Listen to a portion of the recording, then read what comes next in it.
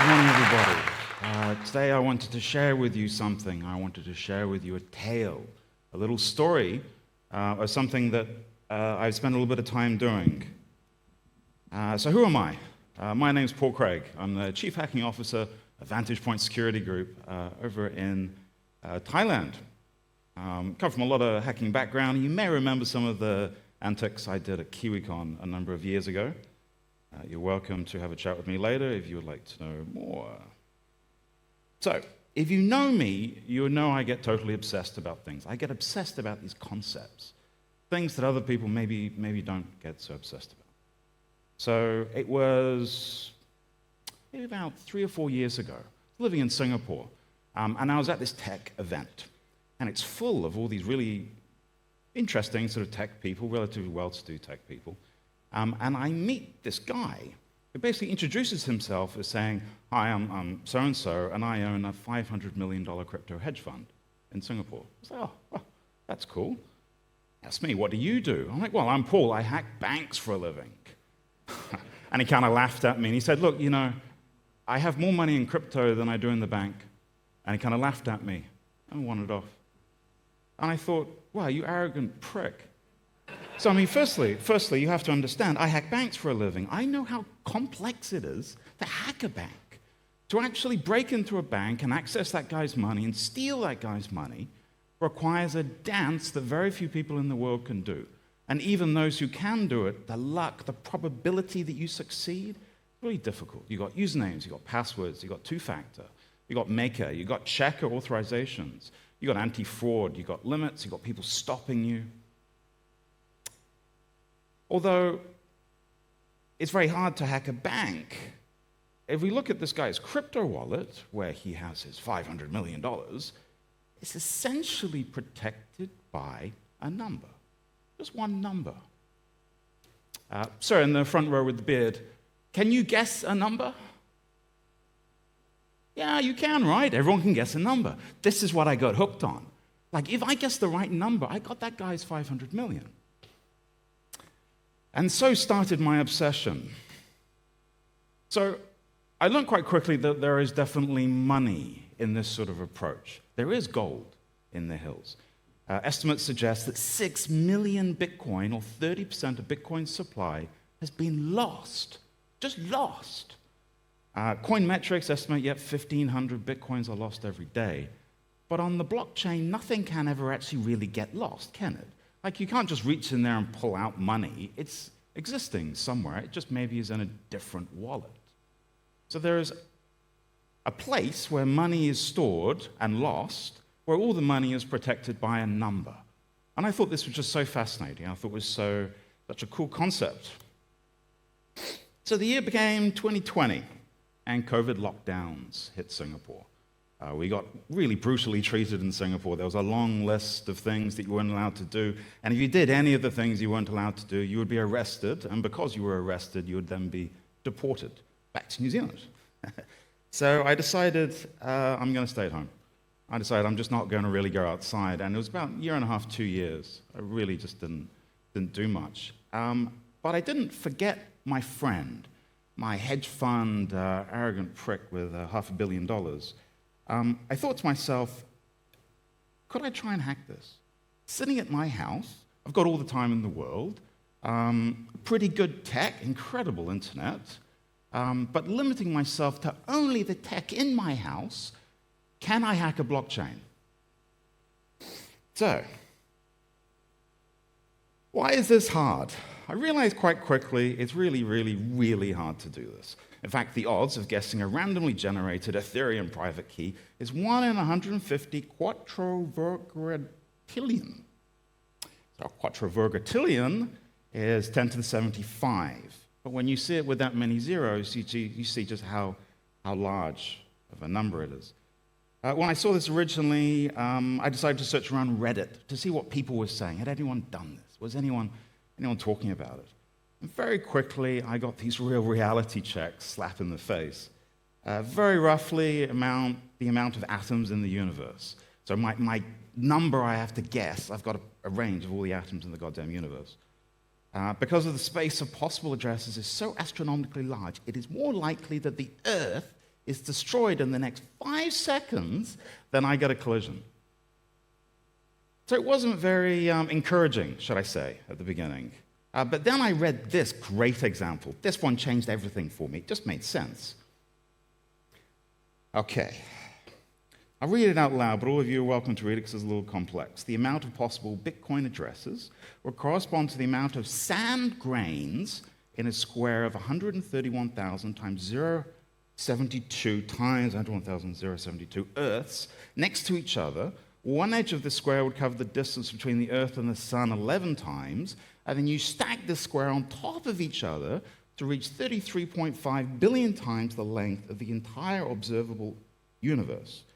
Now, all of those grains of sand, that one, on all of the beaches, across all of the world, stacked on all of this. But this made perfect sense to me for some reason, because it's a grain of sand.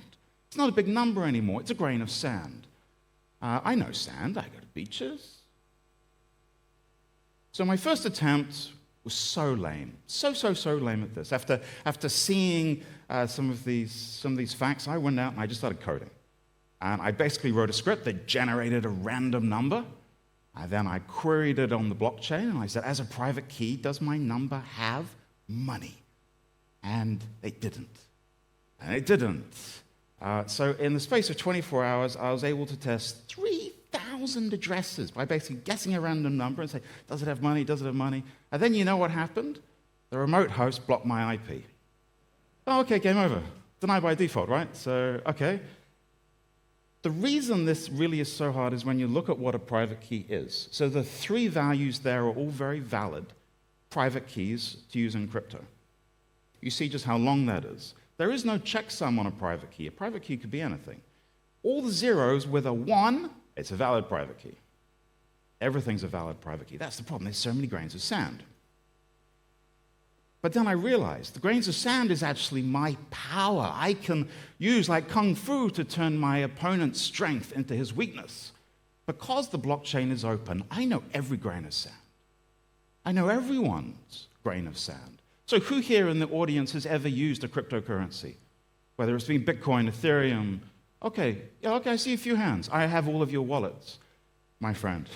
So the thing, or the angle here, is that every grain of sand in this case essentially represents a public key that matches a private key. I don't know the private key, but all the public keys are public. So instead of trying to guess a wallet randomly and say, well, is it that one? What I want to do is guess and say, is it that guy? Because I know that guy's address, right? Or I know that address exists. So if I look through some of the more larger sort of blockchain environments, I found that there are around 702 million active wallets currently, or wallets that have been active, right? They've done a transaction. So I now actually have 702 million grains of sand I'm looking for in 10 to the 75 of possible values, right? Doesn't really help too much, but the odds are slightly better in my favor.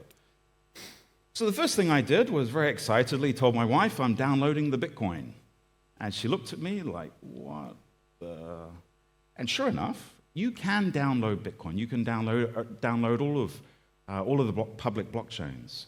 Use a tool called ETL, which stands for Extract, Transform, and Load. And it allows you to literally download every transaction into a JSON file. So you have all of these records. You have all of the transactions, the initial wallet, everything everyone ever did on the blockchain. It took me weeks to download this, absolutely weeks. It's about 500 gig Bitcoin just alone. That includes, obviously, everyone's wallet. But at this point, I had this giant JSON file of all of these transactions. So I came up with a plan, a really dastardly plan that I was going to pull off and steal all my riches and make tons of... No, not tons of money. I was going to download the ETL from all of the common blockchains, or at least the most populous of larger blockchains. So Ethereum, Bitcoin Gold, Dash, Litecoin. Extract all of the addresses. These are the public keys. Store all of the public keys in a Redis. So I have it in memory, really fast response time, right? 128 gigs of memory in a computer sitting in my office. And funnily enough, these blockchains, when just the public addresses are stored in memory, it's about 110 gig of memory. This gave me a really fast way of looking up an address if I know it's valid. So I can query really quickly within, say, a millisecond. Is this address valid? Is this address valid? I also decided to give up on random values. The idea that secure random is somehow going to be broken by me, I just don't think it's going to exist. I think something securely random, but I don't think everything in the world is really securely random. I say this because we've got people like Bob. I like Bob. Bob's my guy. This is Bob. Bob in 2010 created an Ethereum wallet. He was just fucking around. He was just creating something to play with, right? And he did this in a really lazy way. What he did, you see, he SHA-256'd a string, my private key for fucking around. And that generated for him what he used as a private key, which represents the address as the public key. This is his wallet. Now, Bob was playing around in 2010. He had a whole bunch of Ethereum, and then Bob spilt coffee all over his laptop, lost the code, the disk died, he totally forgot about it. That money's still there. Maybe it was $10 then, but now actually that could be quite a pile of money, right? So that's Bob. But you know, I'm not just going to attack Bob. I'm not looking for Bob. I'm looking for Bobs all over the world. I'm looking for the Bob that did this somewhere else. So I'm also looking for Chinese Bob, Xiaodong. Xiaodong did the exact same thing in Beijing. He created an Ethereum wallet using a Chinese string. You see? He wrote in Chinese, Chaobodo. And then he used that as a private key, as a hash, to generate the address as a public key in order for him to have his wallet. I'm looking for this guy. So I was immediately became a bit obsessed that I'm going to find Bob. I'm going to find Bobs all over the world. So I started downloading every single word list in the world that I could find. I hoarded word lists. English, Russian, Chinese, Korean, Farsi, Hebrew, God, name the weird language. I did Turio. I did, everything that had a text file that was available on the language. I did phrases. I did the Quran, Bible passages. I did revelations. I did fucking everything. I hashed the string. I hashed the value. And then I hashed the hash to see if someone was going to be sneaky, maybe use a hash of a hash as a private key. And this alone generated over 10 terabytes of potential Bob hashes. 10 terabytes. There's squeaks of data at this point. Then I thought, well, look, I've got all of this ETL information. I've got all of this blockchain information about what people did, right? So you sent something back. There's a lot of metadata involved in this that I might be overlooking, that might actually be used. Things like a timestamp, or a block ID, or a nonce, or something being used as maybe a private key somewhere else. I'm really just looking for things to hash and try them as private keys, in that sort of avenue of giving up on random. So metadata alone also created me a few more terabytes of hashes. More recently, I took to artificial intelligence also to try and help me do some things. So asking AI questions like, if you were to create a deterministic algorithm based on data within the Bitcoin blockchain, what would that contain?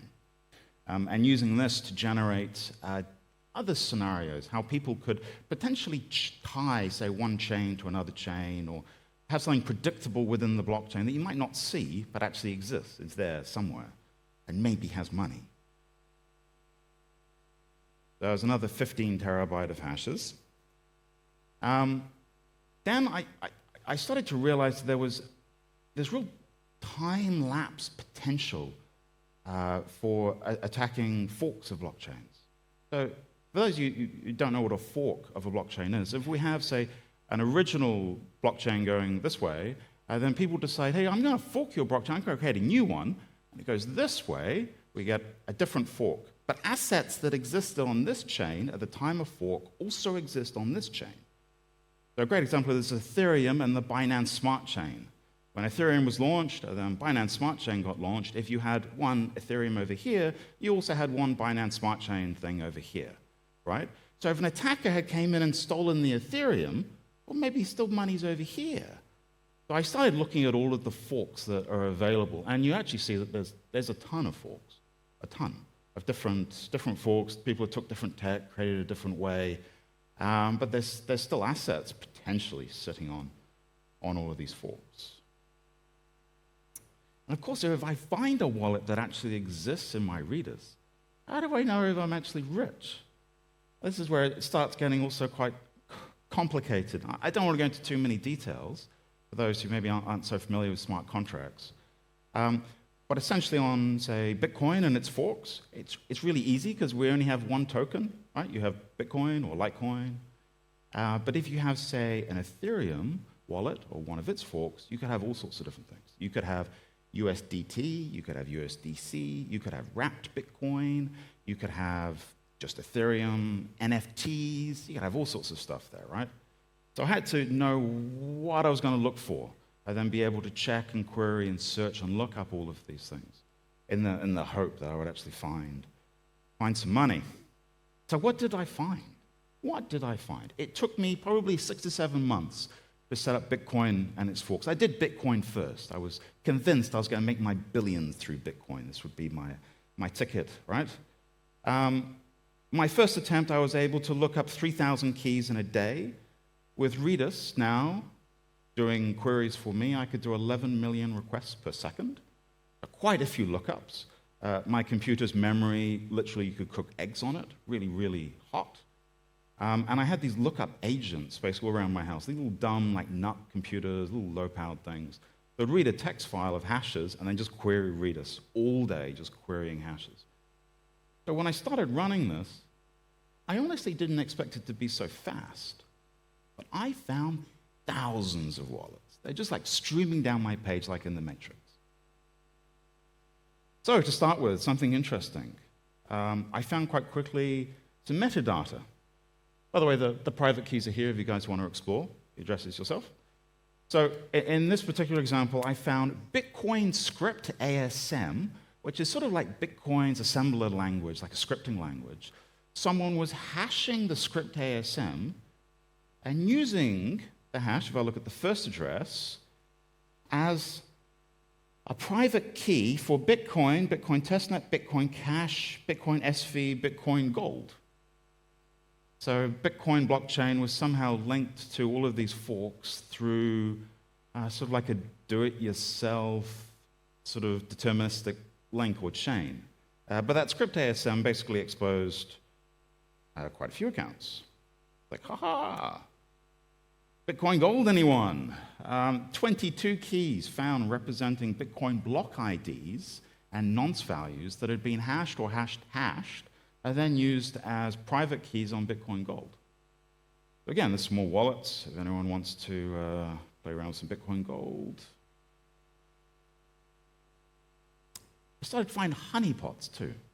Now this got me quite intrigued. This got me really quite intrigued. So let's assume I found a wallet with a really juicy NFT.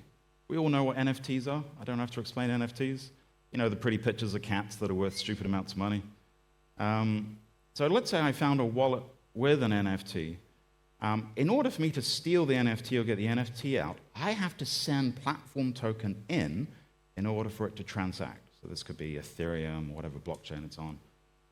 Now, these honeypots are everywhere. And it's a really awesome little scam because what people do is, like this wallet here that I found, it's got some OpenSea NFTs, it's got some really good ones. And every time a hacker transfers in Ethereum trying to take out the NFT, someone else steals the Ethereum. Which is really cool, I thought. It's like, there's scammers and hackers everywhere. But this also gave me a little bit of a heads up that I'm not the first person doing this. I'm not even like the 100th person. There are thousands and thousands of people doing this. Because I saw just how many people were like stealing from this wallet. It's not a couple of people. Everyone's racing to steal everyone else's money. So I really found Bitcoin addresses everywhere.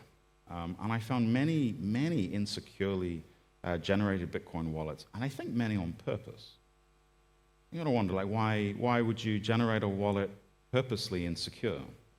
I found private keys derived from the hashes, words, numbers, phrases, dates.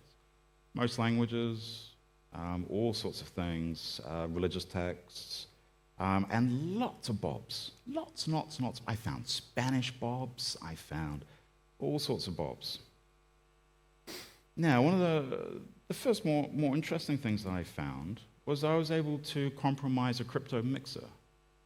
A mixer is a way for someone to hide where funds went or where funds are going by everyone depositing their funds in one account, but then the account being split up into thousands of transactions that go through stage 2 accounts. There may be thousands of transactions again, only to be reassembled at the very, very end.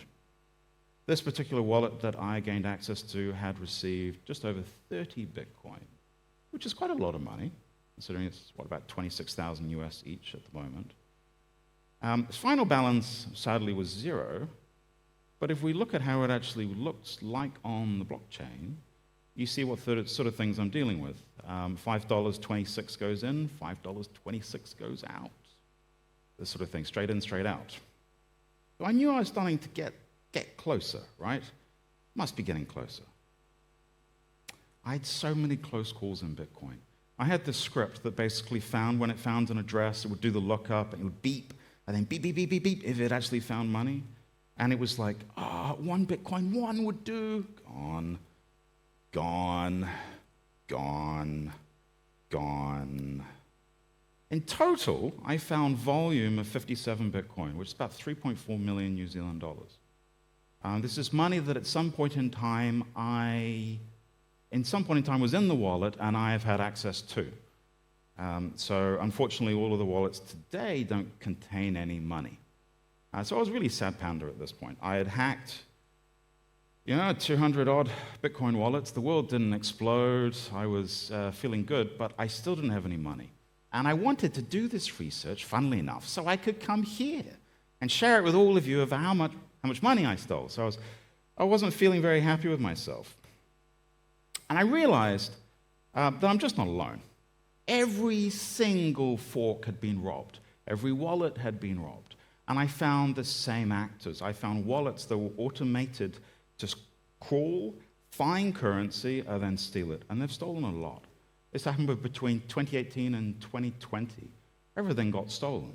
Even when I tried the most novel, the most weird thing of how I could generate a private key, it was stolen already. So I thought to myself, finding historic money really isn't finding money. New Zealand's not going to clap for this. They're not going to give me any applause. What about trying to do something a bit more obscure? What about trying to do something newer that the hackers haven't tried? I have to outsmart the hackers now. Now, at this point, I had a huge amount of hashes that had come from Bitcoin, Bitcoin Gold, and all of these other blockchains where they didn't have any money anymore.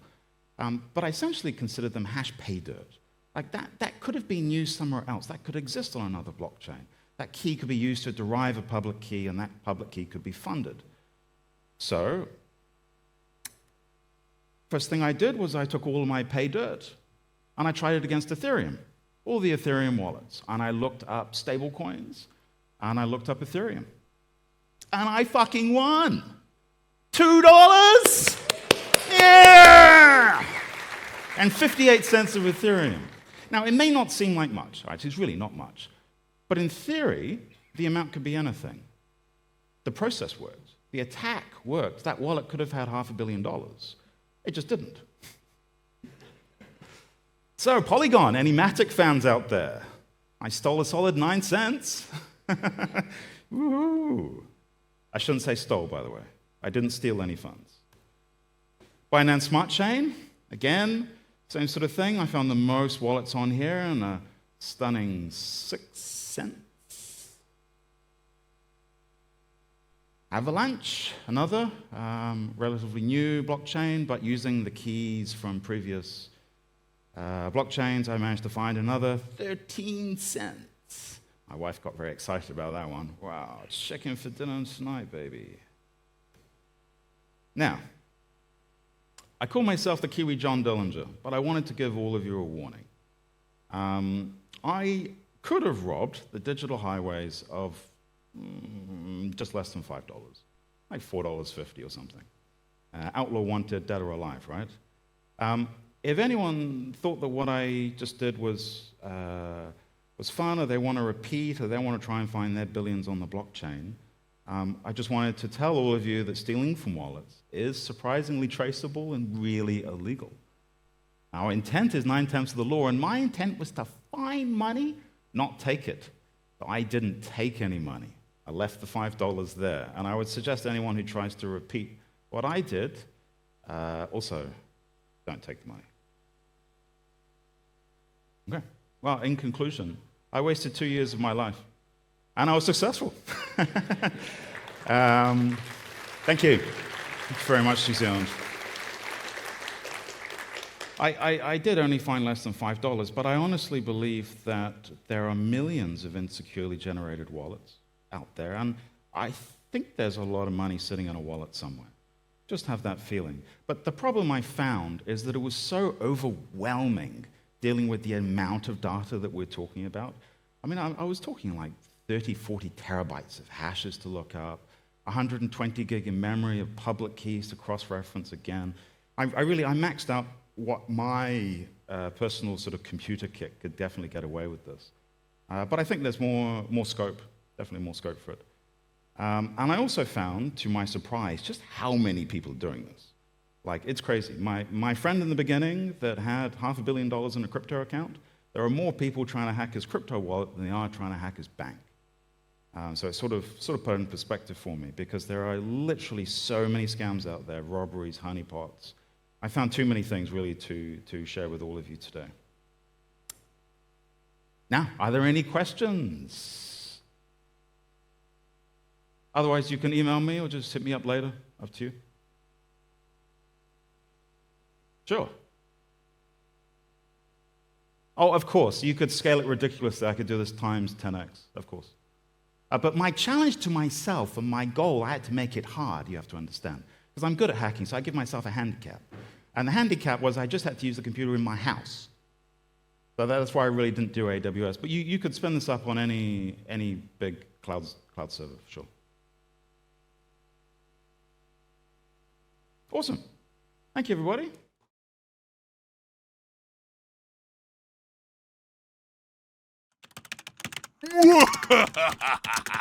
I am a super genius.